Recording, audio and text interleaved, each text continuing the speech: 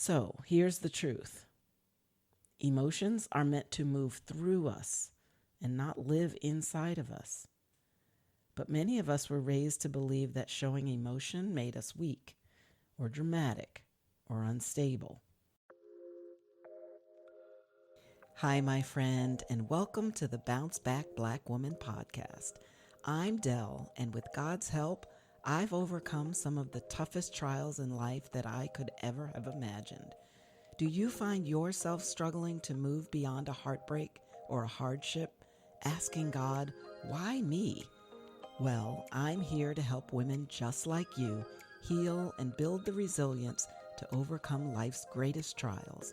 If you long for joy and confidence again, this podcast is for you. So grab your headphones and those hardships. Let's talk. Hey there, my friend, and welcome back to Bounce Back Black Woman. Today we are in part 4 of our series on trauma. And in today's episode, we are talking about something that most of us were never really taught how to do. And that's how to feel. Now, I know that might sound strange or simple, right? But when you've lived through trauma, feeling can actually feel unsafe. It can be uncomfortable and even painful. And so, what do? We push emotions down. We distract ourselves. We soothe ourselves. We tell ourselves that we're fine until one day it all catches up with us. So if you haven't yet listened to the first 3 episodes in this series, I would really encourage you to pause this one and go back and listen to episodes 36 through 38 first. And the reason that I ask you to do that is because those episodes lay the groundwork for everything that we'll be talking about today. And they'll give you the context that you need in order to really use this episode as your next building block. So the title of this episode, as you may already know, is called The Weight of Unhealed Emotions. And we're going to talk about what happens when we don't take the time to process what we've been through and why those feelings keep resurfacing and how we can start releasing what we've been carrying for way too long. After leaving that relationship with the narcissist, and I've told you about that on a prior episode, I told myself that I was fine, that I had survived it, and I was proud of that. I focused on the abuse and the manipulation. I focused on reclaiming my own sense of self. But what I didn't realize for a really long time was that I never actually gave myself the time, space, or permission to grieve what I thought I was getting when I said I do. I didn't grieve the dream, the picture that I had in my mind of what love and partnership would look like.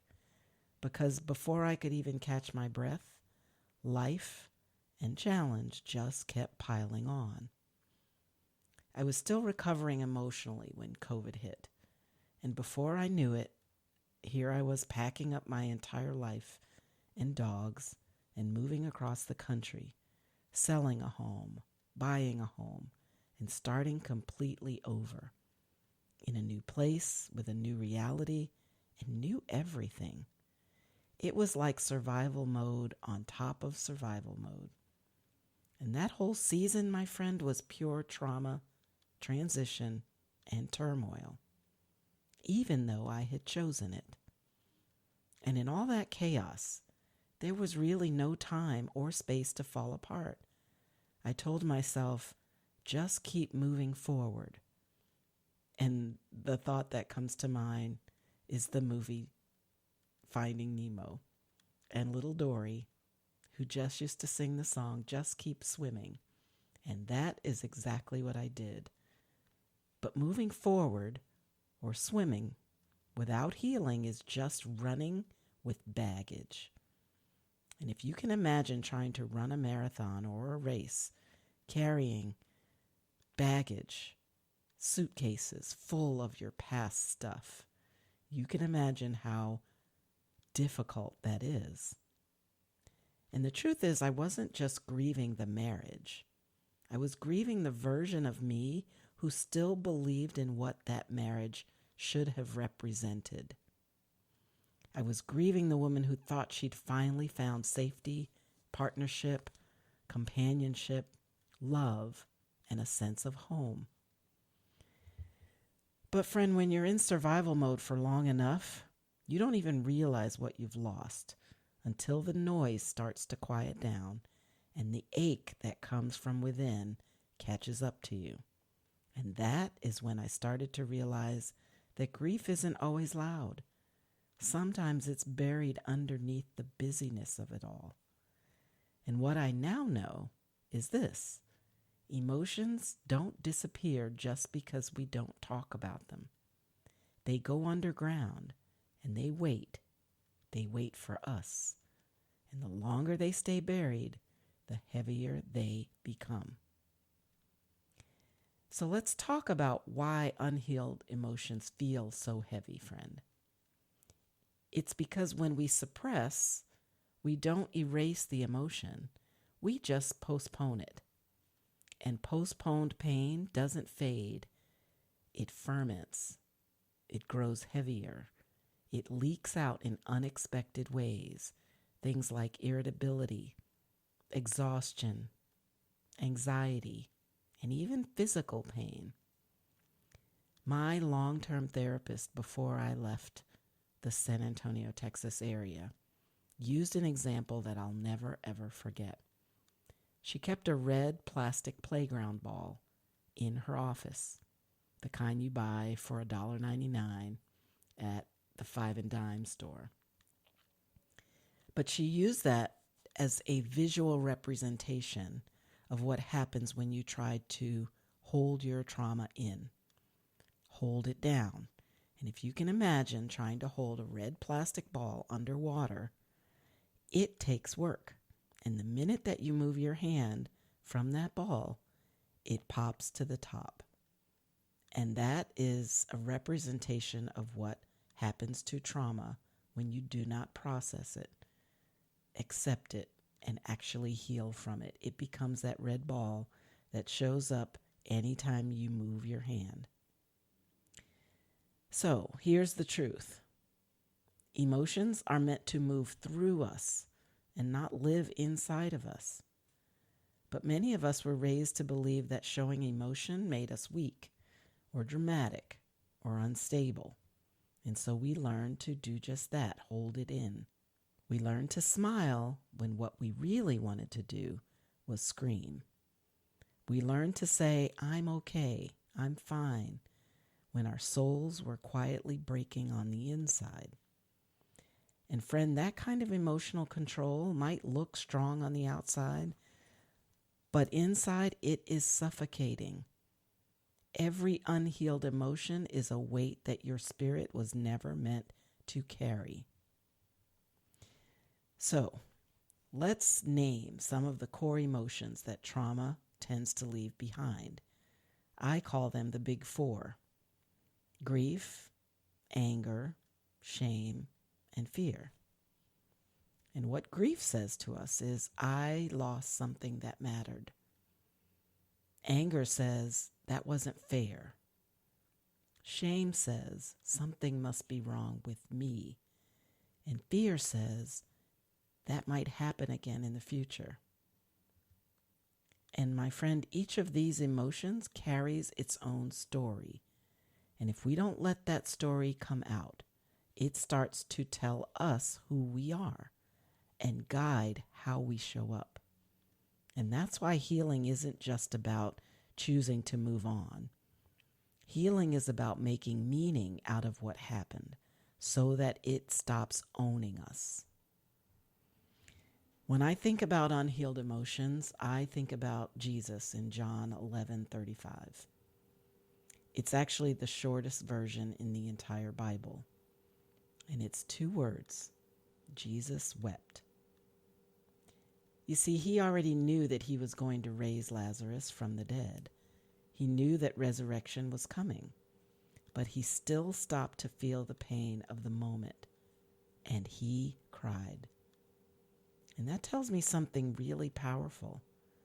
Feeling and expressing the emotion that comes from that feeling doesn't mean that you've lost your faith. Feeling means that you're human, and even Jesus in his human form modeled that for us.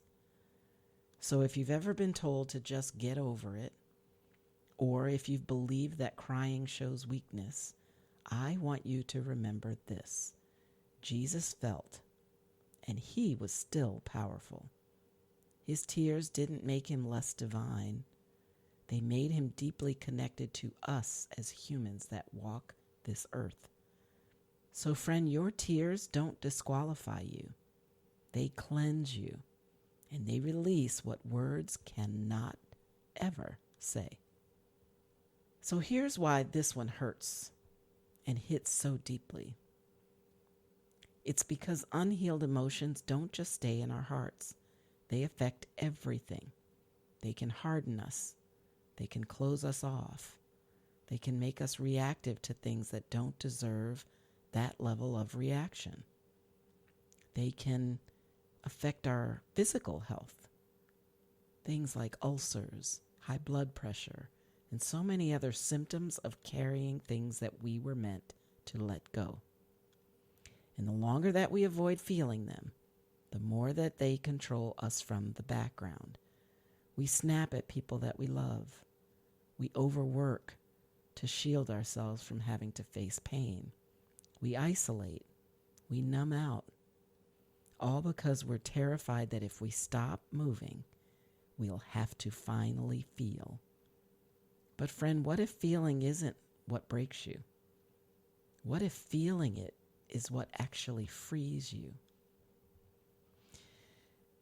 Here's the takeaway from this episode. Emotions are not our enemy. They are our messengers. Each one is trying to tell you something about what still needs healing. And ignoring them doesn't protect you. It just postpones peace. And here's your journal prompt. Which emotion have you been avoiding the most? Grief, anger, shame, or fear? I want you to sit with that, and I want you to write what that emotion might be trying to tell you. And then ask God to help you listen to it without judgment. I would love to hear your thoughts on what comes up after doing this exercise. And I invite you to email me directly at hello@bouncebackblackwoman.com and share your story with me so that I can celebrate your progress. My friend, I know that this episode might have stirred up some pretty deep emotions for you. And you know what? That is okay. That is what healing feels like sometimes. And in the next episode, we are going to talk about how trauma affects our relationships and our work. Because once you start unpacking your emotions, you begin to notice how they've been shaping your connections with others. And lastly, don't forget, I'll be hosting Bounce Back Live, date to be released soon, a special interactive session where we will go deeper into recognizing, releasing, and healing all that's been weighing you down. And the only way to get details and register is to join my email list at bouncebackblackwoman.com or clicking the link in the show notes for today's episode. So until next time, give yourself permission to feel. And remember, healing doesn't mean forgetting. It means finally setting down what was never yours to carry alone. And in the meantime, keep bouncing back, Black woman. Well, that's it for today, my friend. I really hope this episode inspired, encouraged, or just plain comforted you. If so, please share it with a friend who might be struggling in her own healing journey. And if you take a moment to leave a quick review on Apple Podcasts, you'll help other women find encouragement through their heartbreak.